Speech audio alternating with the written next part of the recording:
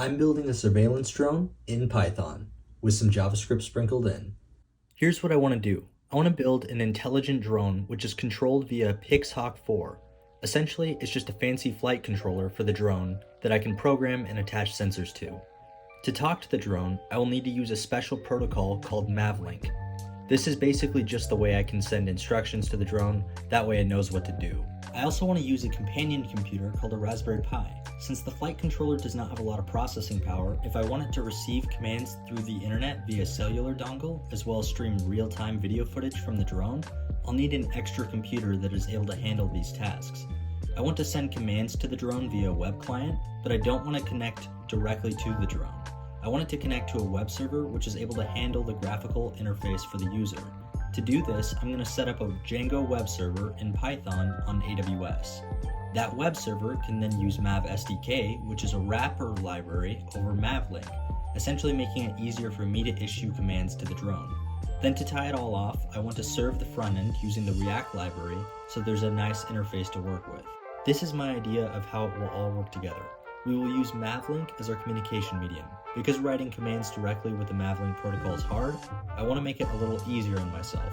So I'm going to use a software development kit called Mav SDK. This uses Mavlink under the hood but makes it easier for me to use it. This will be the way that the drone hardware communicates with the Pixhawk flight controller. Then our Pixhawk will communicate to the Raspberry Pi using the same Mav SDK Mavlink protocol. And then finally, we'll have a web server which runs on AWS, which we can send and receive HTTP requests from, which will then in turn issue Mavlink commands to the Raspberry Pi. First off, I want to let you know I currently know nothing about Mavlink and Mav SDK, so this project is going to involve a large amount of learning for me, trying to understand how this works. I started off by doing what any good developer does, asking ChatGPT to do the whole thing for me. Once I realized that this wasn't going to work though, I decided to take a deeper look at the Mav SDK library to get an idea of what functions I would need to be working with. From what I could see, I think a lot of the work is going to involve this telemetry module. Another thing is that I don't really want to purchase a drone right now to test with, and I also don't want to crash it, so I'm going to need some kind of drone simulation to achieve this. This is called software in the loop, or SIDL for short. I ended up deciding on using this software called JMavSim, which is a pretty bare-bones simulator for multi-copter drones. So I set out to do some basic experimenting with Mav SDK. I found a really good YouTube video on it by Jonas Votherin from the PX4 Developer Summit in 2019. The Pixhawk documentation was also pretty helpful for getting JMavSim up and running. The Mav SDK documentation is a little on the lighter side, but it seemed good enough. Unfortunately, I was not able to get JMavSim running on this day, but I had most of the issues worked out. The following Monday, I sat back down to attempt to get the JMavSim simulator running and connected to my Python project. On this day, I was finally able to get the simulator running and capable of executing some basic Python commands.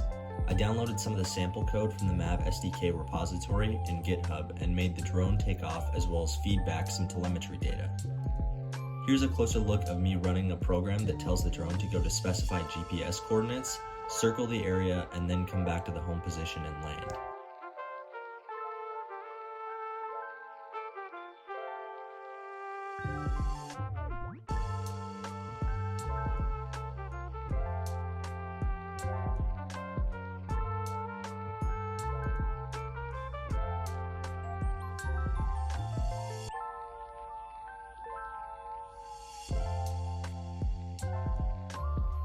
Time for the actual project to begin. I created a separate PyCharm project where I wanted to create the Django web server.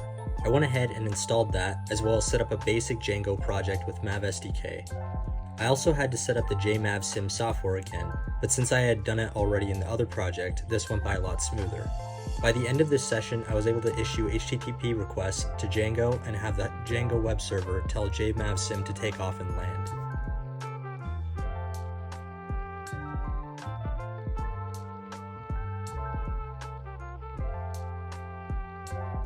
Here, I started to work on more API endpoints for the web server. You can see I ran into a bit of a bug where the drone kept running into the ground when telling it to go to specific coordinates. The reason for this was that I originally only grabbed the relative altitude from the drone telemetry data. and because the map SDK function for telling the drone to change locations requires an altitude, I simply fed that relative altitude into the function. I completely skipped over that the documentation said it required absolute altitude as an input parameter, and as a result, the goto command was not taking the ground height into account when determining what altitude it should change to. As a side note, you can see here in the implementation that I wanted to break up my goto command and my altitude adjustment so that they were separate rather than telling it to go to and change altitude at the same time. I think this better represents the UI I want to serve to the user. Next up, now that the API endpoints were implemented, I decided to turn my focus to the front end.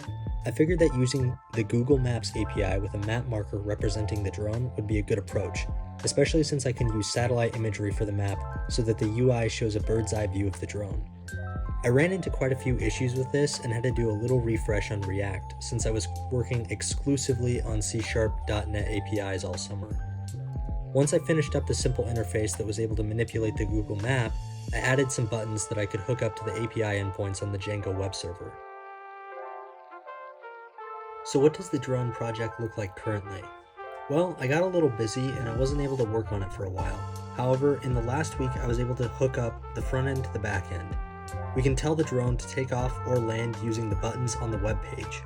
By clicking on the map, we can draw a line to a location from the drone's current position and tell the drone to go to the clicked position at the same time. I also set up a Django channel, which is Django's version of WebSockets, to stream the drone's position to the client. Because React, well, reacts, every time we send a drone position update, the component that receives that as a prop will update. In a more practical sense, this means that the map marker that represents the drone will track the real-time GPS coordinates of the actual drone. Going forward with the project, I have a few things I want to tackle.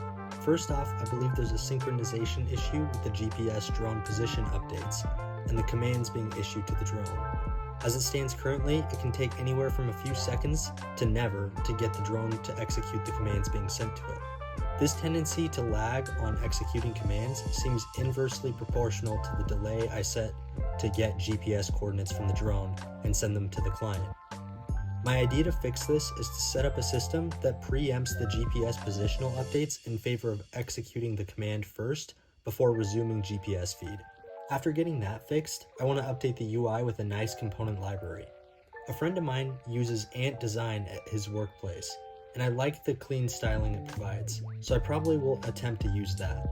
Finally, after finishing that, I want to add a separate Django channel for streaming video footage from the drone to the front end. I don't know if JMavSim provides this functionality, so I may need to change my Siddle software to Gazebo, which has a lot more features. And with that, this devlog is complete. I hope that this was interesting and that you learned something from it. I know I certainly did working on this project.